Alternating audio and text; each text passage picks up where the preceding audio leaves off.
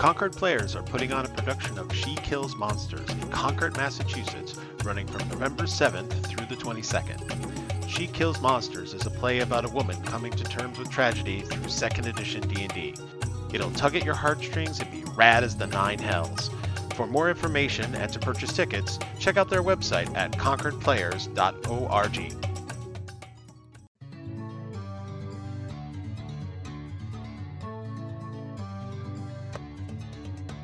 Welcome to the Game Masters Book Club, where great fiction becomes your next great tabletop role-playing experience.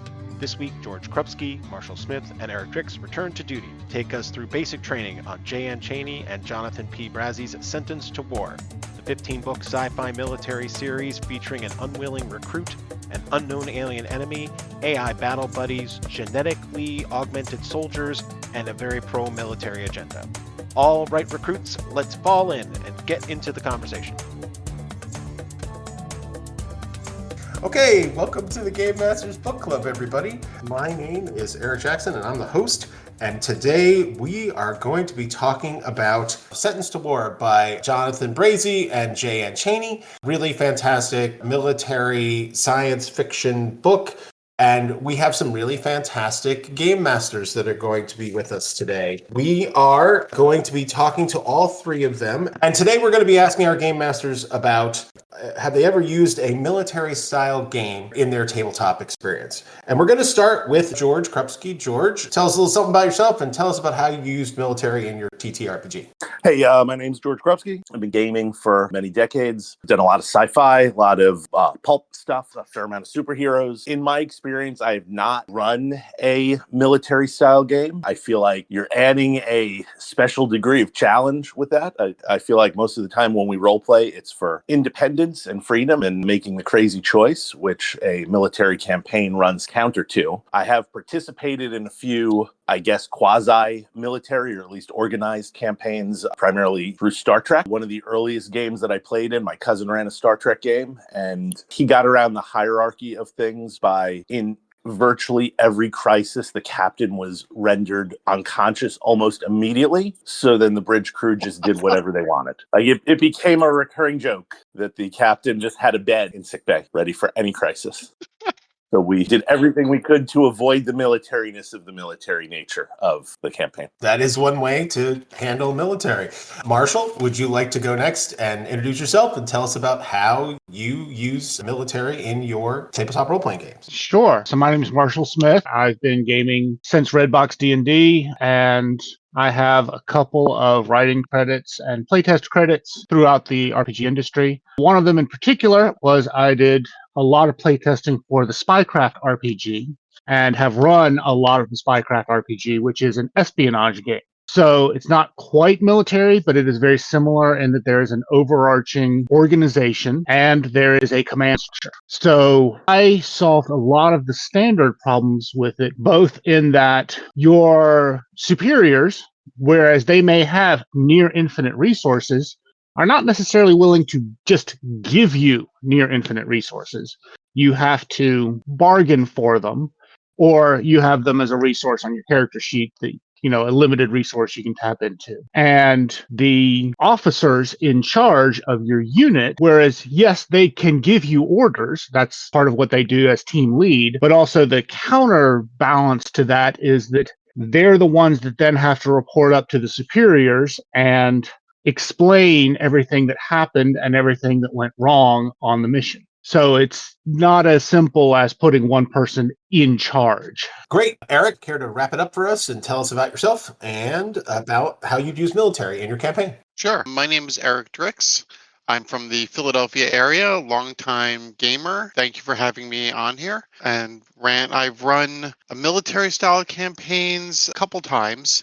Only one time was it sort of successful. And George, I had to laugh because the one time was successful. The captain of the ship that the players were on got knocked out. That'll do it. The incompetent second in command took over, and the players sort of realized they had to work around this guy. So they sort of came together disobeying the structure. So structure, heavily important. Who you have in command as a player can make or break things, I found. A controlling player can certainly make the experience of the other players more difficult for it. But again, it's about that level of control. I think it can be done and done well, which is one of the reasons I'm sort of excited to hear us talk about this. Agreed. I think this book is going to be really interesting. My name is Eric Jackson, and I'm the host of the show. And I've run a couple of different military campaigns. I ran one that I think ran closer to Marshall's spy group, where they were part of a detached unit and they had a lot of freedom to move around,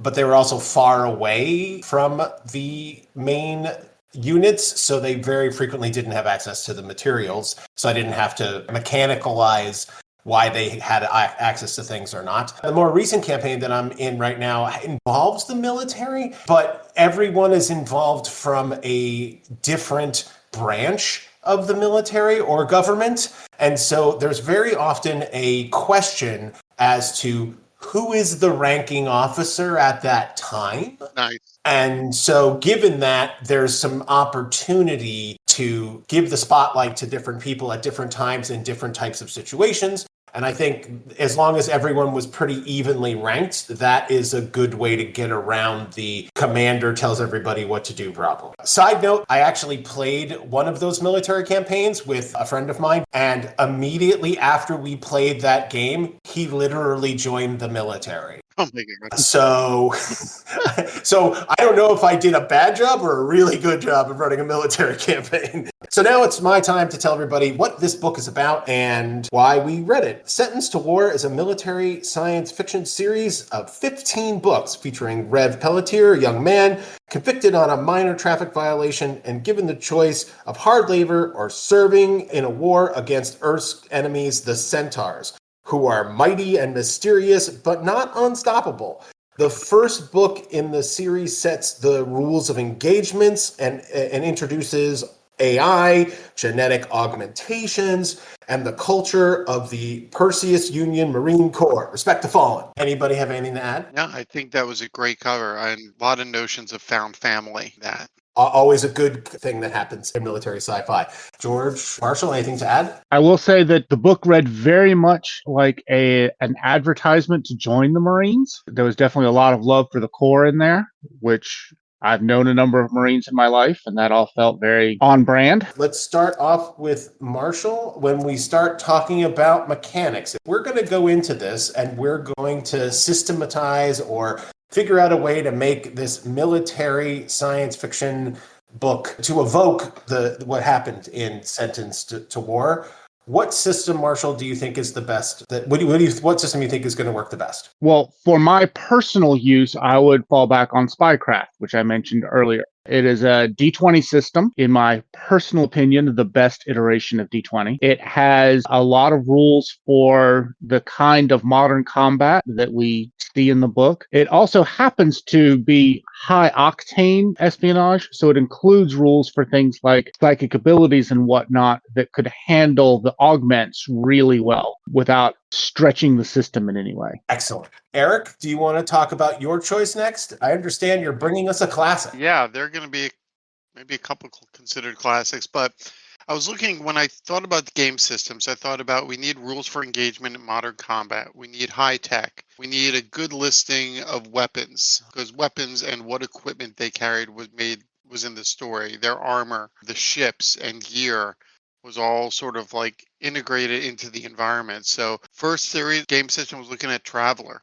With the Mercenary Handbook and the High Guard book, it just felt like a really good fit. The second was a system I hadn't played in a while, but when I thought about military and some of the resources, the Palladium Rifts, which is their system, but they have a lot of military source books also and lean heavily on that sort of equipment, ships and things. But not to leave out my love of D20 and D&D.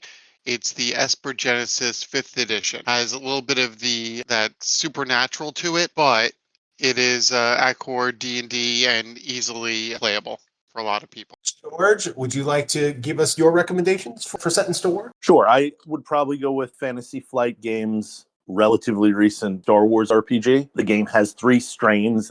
I think it's Age of Rebellion is their military one, which obviously would be a good base. They also have Edge of the Empire for smugglers and Force and Destiny for Jedi.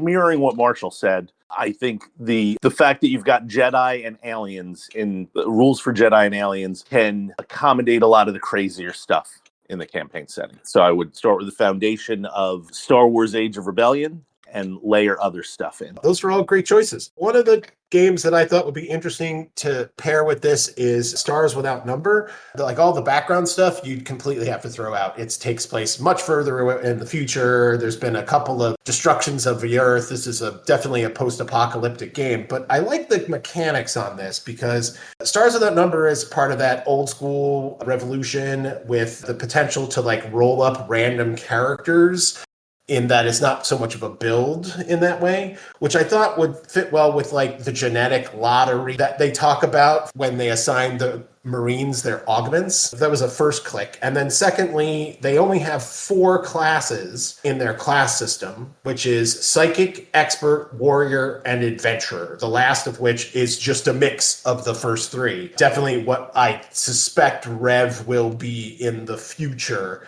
where he's got like a little bit of psychic and he's a little bit of he's a warrior. So I think something like that would be a great class system for this book. And then finally, the thing that I like about this system is that it has a difficulty ratings for things that you're going to do, and you have skills and you have combat, and they're done with 2 different sets of dice.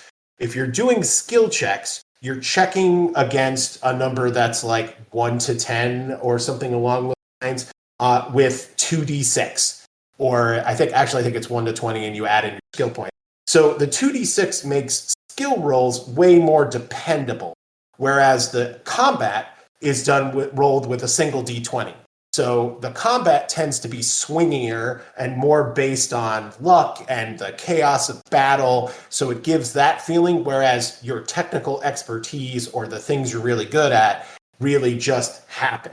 So all of those felt a lot like what we were trying to portray in the book, right? We have we have definitely classes of people. We have this swingy combat system, but our skills are better. And we have a way to do the augments and psychic stuff. So, which we could throw the AI in on top of that with all the psychic powers. That's cool. That one I thought was particularly good. If that didn't satisfy, if that was just too simple, or you really wanted to build and you weren't satisfied with this randomness that the old school throws in there, you could go with Star Heroes, which is part of the system that brought us Champions.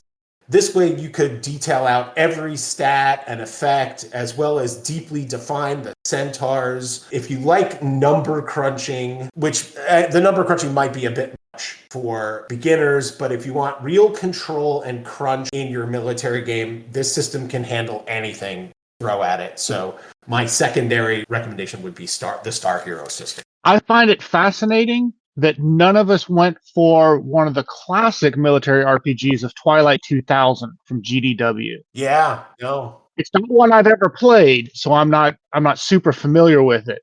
But I just find it interesting that wasn't on the list. There are some good military RPGs out there like Twilight 2000, but I think I was focusing more on the sci-fi, and so I didn't. That one I think is more of a only a very recent post-apocalyptic, so it felt more modern and less future. But yeah, you're absolutely right. There are probably a whole bunch of great games that we missed, which is always the case, right? Like we do our best. Oh, yeah. There's only 4 of us, so we do what we can. It would require an army of games to get it all, literally. And on that terrible joke, Eric, you recommended this book, so why don't you start off by telling us what you liked from this and what sort of portable items, ideas, characters you'd like to take from this and put into your tabletop role-playing game. Yeah. So whenever I go into a book or listen to a podcast or anything, I think about those.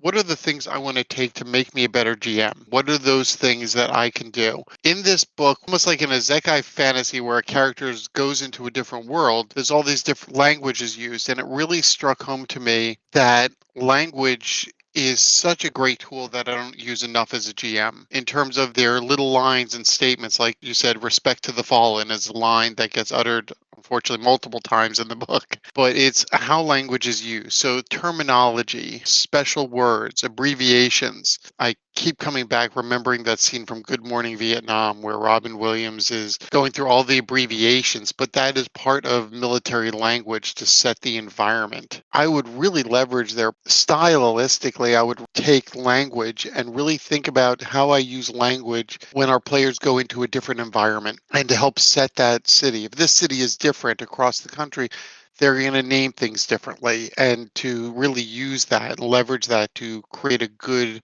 environment for my players. Equipment wise, I love the AI Battle Buddy. It feels relevant now, so I would steal that. Excellent.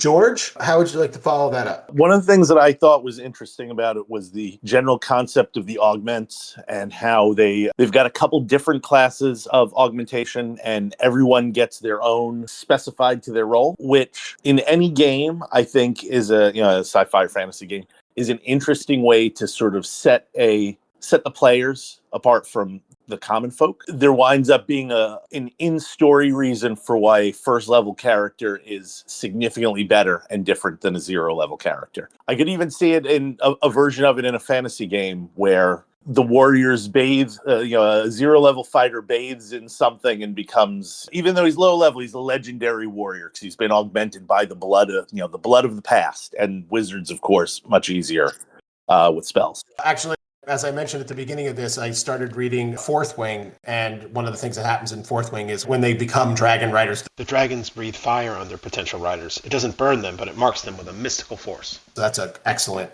fantasy version of what you were talking about. Marshall, give us your portables. I was having a number of interesting discussions going on while reading this book that were meshed in. And one of them was one of the people I follow on TikTok posed, how would you justify swords in a sci-fi set? Because we see it in like Vorkosigan Saga and Dune and whatnot, and they're awesome. And then I was looking at the way the centaurs use EMP weapons, and it just ratchets the technology available to the combatants down so rapidly. And I thought that was really interesting, and I would really like to work on a sci setting where EMP weapons were that common and how it would impact how soldiers acted in the field. Yeah, good point. Yeah, that ties in pretty well with my portable, which is the centaurs themselves. I like the idea of this unknown enemy, and the centaurs provide that. One of the things I'm always yearning for when in my tabletop experience is that feeling when I first started playing and there was graph paper and we were there and every monster, every trap, every cursed item was new and exciting. I'd never heard what a kobold was, and oh my god, what's it gonna do? It's super easy to get access to the manuals.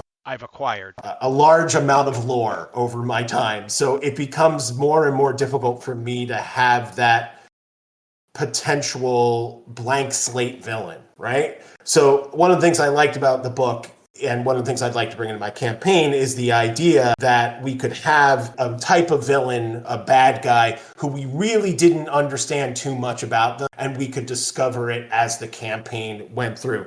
Eric, I know you've read all the books. It's safe to say that we learn more as we progress through the series, and does it build slowly, or do we find out all at once? There is a definite reveal and a definite growth and definite, don't want to reveal too much, but definite, the universe expands out from even the centaurs. Ah, awesome. So you definitely learn about the centaurs, you learn about them, but there's also other cultures and other beings and a lot of intergovernmental conflict that happens between the worlds.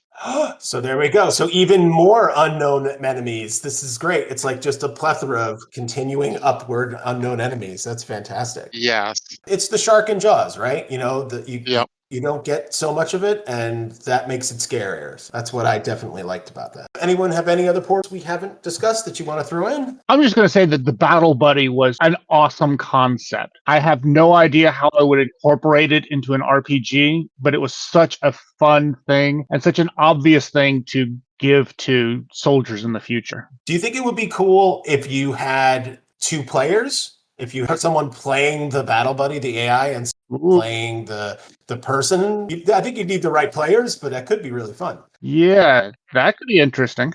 I think you could put in something, especially depending on the players, where each player has a dual role. They're a soldier, but they also can play someone else's battle buddy. Oh, Like two characters. I think one of the weaknesses of something like Sentence to War in a role-playing environment is that there's so many different ways that war can go. And if you're in an organized structure, you're only sending your experts. So I think that would actually be a great way to double up players. So you half the players have an infantry player character and the other half have the battle buddy for those. And then the other half have the stealth player character, and you switch off, so someone is always on the ground and someone is always in their head, but you alternate based on the type of you're mission. getting into that troop play. Yep. Which I originally found in the Ars Magica games, but I know it's used in other games as well. The idea that, okay, we're doing this kind of mission, which means we're using this set of characters, and even theoretically, you could switch game master. When it's stealth missions, George is the game master, and when it's a more combat mission, then Eric is the game master. Eric is the game master. If we do politics, then Marshall is the game master.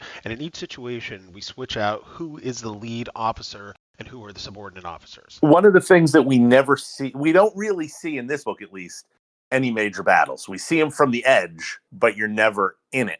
Right. Which in a role-playing game, of course, eventually you're going to want to be at the center of the action rather than sitting on a mountain staring at things. Yep. And I will say later books, as the books go on, Rev is right there in the middle. All right, that wraps up the portables, and now we're on to media recommendations. I know everybody's got a bunch of cool things to recommend here, so we'll start off with Marshall. Marshall, why don't you tell us a little bit about, if you were going to get more inspiration along these lines, what books, media would you recommend to the folks? So there's a bunch of great military sci-fi novel series. The one I was thinking of most of the time, though, was Scalzi's Old Man's War, specifically because it was about taking civilians, augmenting them, and then throwing them into combat. And so it had a lot of the same vibes to it. So that's where I would go. Awesome. Eric, what do you think? What other inspiration? You're our expert here, so what do you think relates the best? So growing up, I was a big fan of the Marvel's Alien Legion comic books. So when I think military sci-fi, my brain always comes back to that Jugger Grimrod and that crew running around the galaxy with their lieutenant performing almost like Legionnaire sort of military incursions and battles. Love that series. The whole line of Halo games, books, animated films versus that sort of military sci-fi direction. And then I sort of went to a different area when I was thinking about the structure and language. I went back to one of my old favorites that's actually historical fiction set in the 18th century following a British naval sailor, Richard Bolitho. And that series is referred to as the Bolitho series, funnily enough, by Alexander Kent. And it's really, again, the ship, the language, the structure is all there. It's just, 18th century naval. Two things to play off of that, Eric. First off, if you are not already a fan of the a cappella group Voice Play, they do an amazing cover of the Halo theme song. I know it sounds weird, but trust me, it's absolutely worth it. Really great. I'll check that out. Thanks. And when you talk about language, if anybody hasn't read R.F. Kuang's Babel series yet, that's Language is Magic.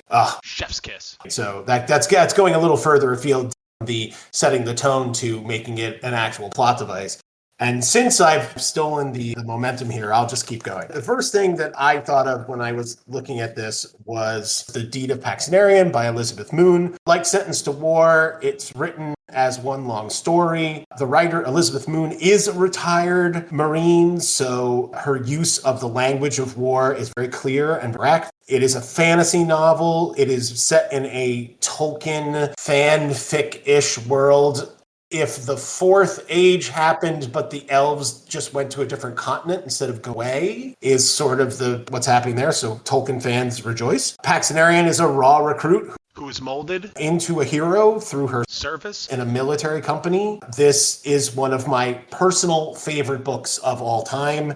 It is the best character development of a paladin of a god. So again, not science fiction, but it is really just absolutely a great series. The first 3 books are put in a group of books called The Deed of Paxtonarian. The first book is actually Sheep Farmer's Daughter, but read all of the first 3. It's all one big story. Side note, Paxtonarian is one of the first asexual character representations I found in a series, so a little asexual rep there. Next, I would recommend the Valor series by Tanya Huff. Also good military language and military traditions, set in space. But our character's Sergeant Torin Kerr is more advanced in her career. She is already a badass and continues to be a badass through the whole thing, whereas I think Rev is still working on becoming a badass. He's definitely a proto-badass, at least in the first book. Oh, hey, interesting fact on Sentence to War, since you mentioned the other author. Jonathan J.N. Cheney did serve in the U.S. Air Force, and the other author, Jonathan P. Brazee, is a retired or inactive Marine infantry colonel. So they both have that. We have own voices there that's happening there. Yep. Just 3 quick ones to throw on top of that. Dark Space by Lisa Harry is a mandatory service book. Chaos Station by Jen Burke and Kelly Jensen is one of my favorite military sci-fi books. Not as much ex-military, but it's still great. Just for the title alone, Ends, Means, Laws, and an Angry Ship by Lynn Gala. That's just a great title. And a great writer, Lynn Gala. That one is also within a chain of military command. So check all those out. George, I'm sorry, I just threw a whole bunch of stuff at everybody. So go ahead and bring us back down. Well, my list is going to be shorter, but when I was reading it, I immediately thought of the old TV show Space Above and Beyond. Nice. They're not conscripted, but it's got the same vibe. It's the soldiers who are sometimes a bit conflicted about whether they want to be there, but they're fighting in defense of Earth against a mysterious alien enemy, so they have to be there. But the big one that I thought of was Strike Force Morituri. It's a Marvel comic from the mid-'80s. It's a huge travesty that it hasn't been adapted yet. Aliens are invading Earth. Scientists come up with a way to give people superpowers, but the conceit is that the process is lethal. So some folks die before they get their powers. Some people die within a week. You're guaranteed to die within a year. So it's about a bunch of volunteers sacrificing and becoming something other than normal human for the good of mankind. All right, that covers our media recommendations. Game Masters, do you have something you want to plug and tell people about? I know Eric has something, so I'm going to let him go first. All right. So just in that spirit of, we're talking about a lot of the authors we mentioned, and the authors of this book are their military background. Just wanted to make a call out for the woundedwarriorproject.org. They're always looking for good donations. This is an organization that supports our military folk and helps get them really necessary resources to help them. There's a link in the show notes to get you to the Wounded Warrior Project. I'll go next. I don't have anything quite as noble other than I, as previously said, I'm a big fan of the Paxtonarian books, and I unfortunately, or fortunately, depending upon your view, I'm not going to get a chance to do a recording about it because Britannica Game Design Limited,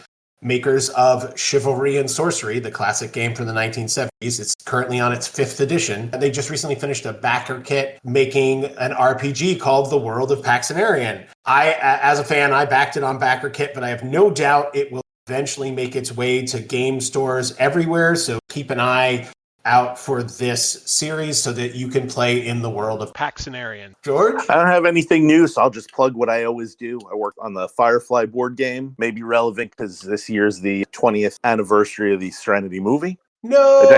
I just saw it in the theater this week. It was very cool to see it on the big screen for the first time in decades. But if you can find the board game, I worked on the expansions. I think the core game is a great game. Otherwise, I wouldn't work on the expansions. And I'd also like to stump for my good friend Will Padilla's podcast, 1980s Now. These episodes will probably be months old by the time this particular episode comes out, but I wrote the script for a recent episode about a treasure hunt in England in the 1979 into the early 80s. And about a month or so ago, I was at a convention for Cobra Kai, had the opportunity to talk to the guys who did the music for Cobra Kai and hook them up. And I know Will did an episode where he interviewed them.